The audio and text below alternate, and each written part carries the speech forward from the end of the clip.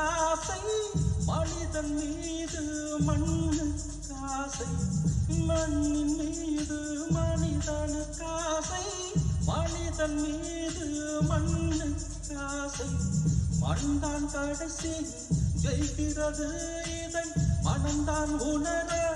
மறுக்கிறது கையில் கொஞ்சம் காசு இருந்தால் நீதான் அதற்கு எஜமானம் கழுத்து வரைக்கும் காசு இருந்தால் அதுதான் உனக்கு எஜமானம்